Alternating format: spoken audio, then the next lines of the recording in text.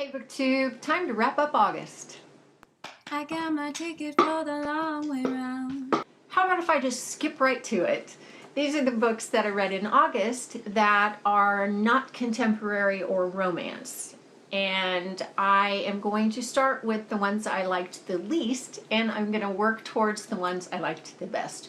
Because there were some amazing books I got to read in August. And let me also just say, I hate it when summer's over. I hate it. I don't like fall, and okay, move on. Let's start with A Shade of Vampire. This is by Bella Forrest, and it is the first in a very long line of books all about vampires. It's narrated on audio by Zachary Weber and Emma Galvin, two of my favorite narrators of all time. And I did this for the Booktubeathon. I was trying to find something to meet one of the challenges, and I did talk about it in my Booktubeathon wrap-up, and I will just tell you that it was horrendously bad. Oh, so bad. I gave it 1 star, and that was, rounding it up from a half. It was so bad.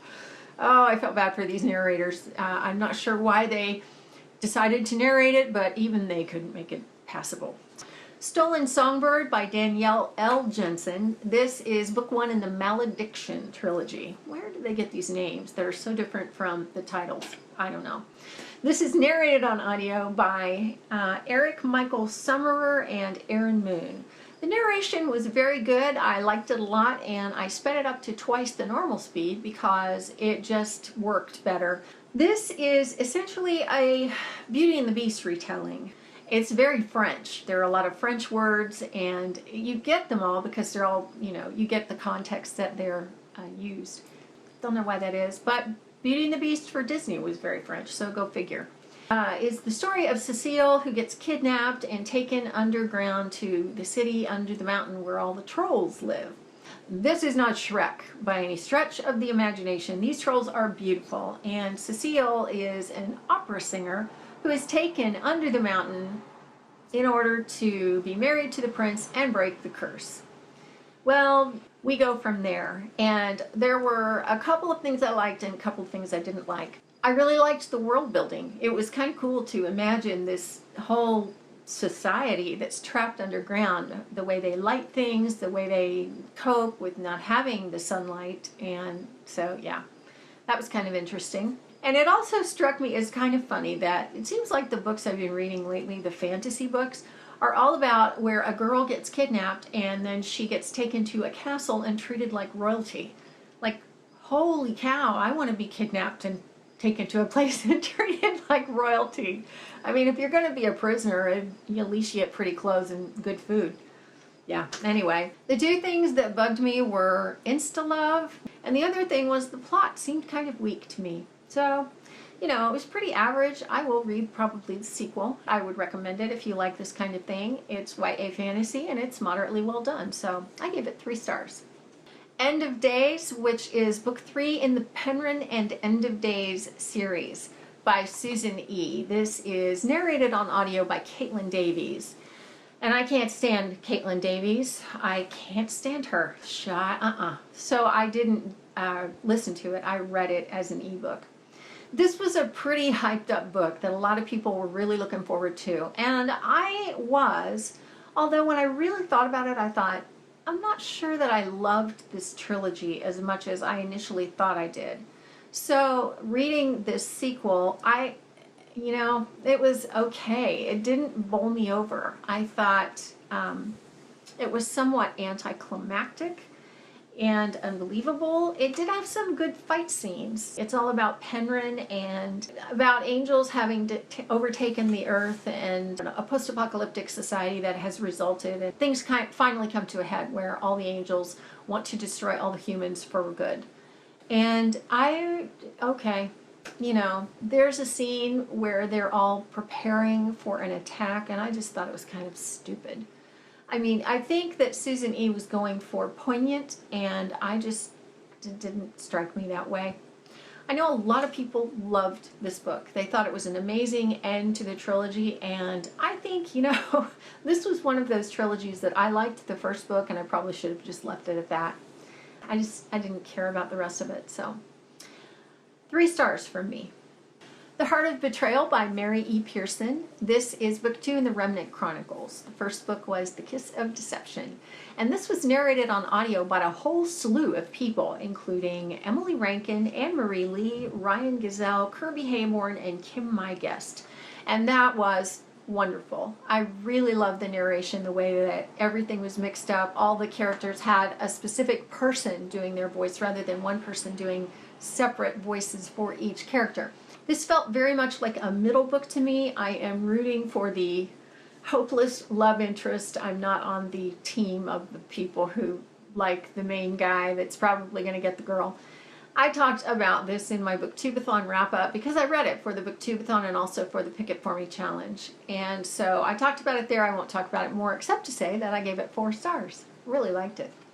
Armada by Ernest Cline. This is narrated on audio by Wil Wheaton.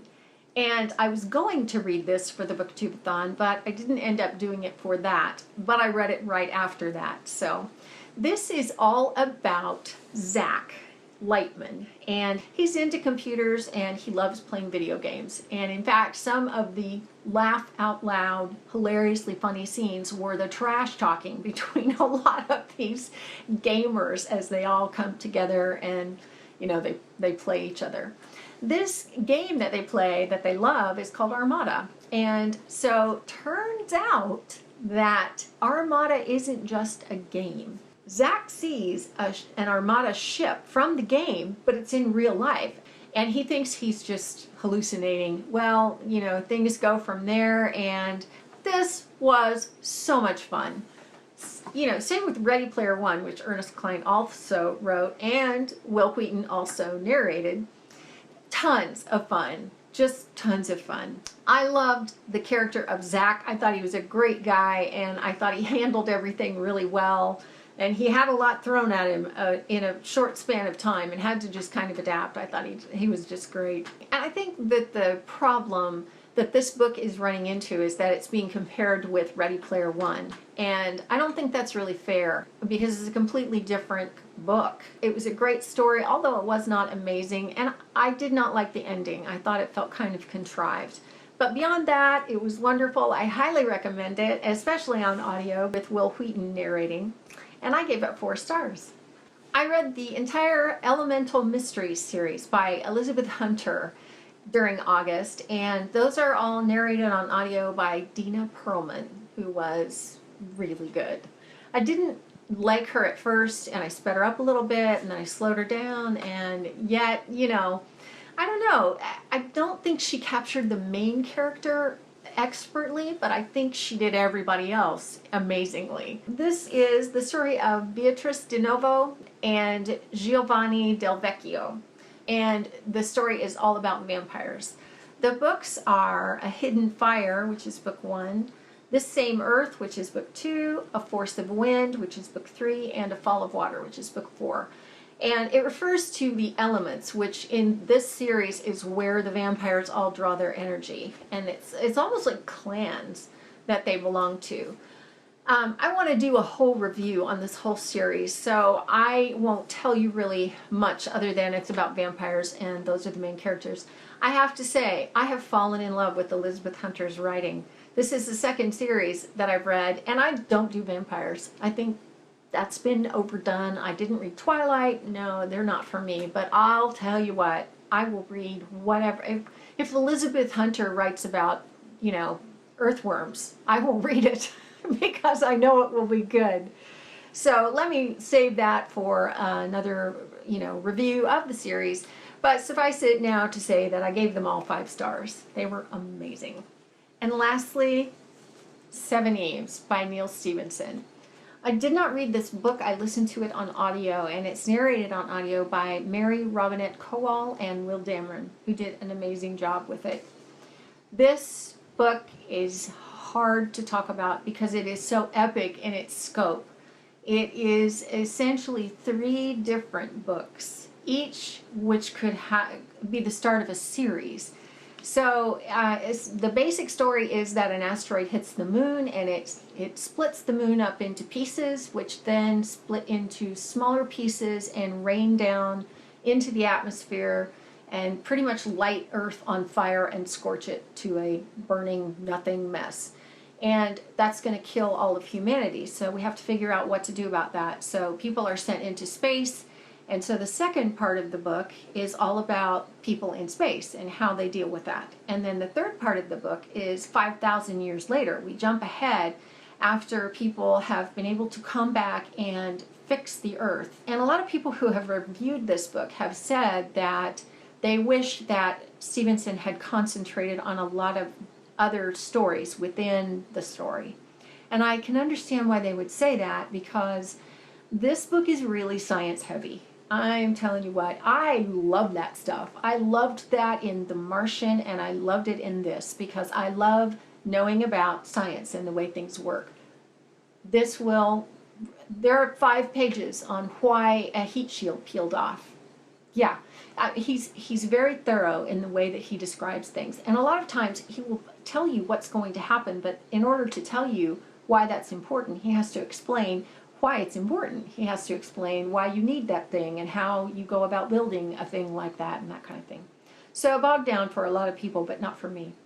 It really does need its own review, so I will maybe do that at some point. A lot of people have already reviewed this book and done an excellent job of it, so I may leave that to them, but suffice it to say that I was blown away by this phenomenal book. It is not what I would normally pick up and read. It is completely out of my comfort zone, other than the fact that it's heavy on science, and I 5 stars. 10, 15, 100 stars. It was amazing. It's probably one of the most amazing things I've read this year, if not the most amazing thing. And then I wasn't going to buy this, and then I found a signed copy, so I did. So that is all of August. The things that I had the pleasure of reading, and obviously 5-star books, you know. I hope this trend continues into September. So if you've read any of these books, of course, I want to know your thoughts. So let's talk about that in comments. And that's it for now from me. I will see you next time. Thanks for watching. When I'm gone, you're gonna miss me when I'm gone. You're gonna miss me by my walk. You're gonna miss me by my talk. Oh, you're gonna miss me when I'm gone.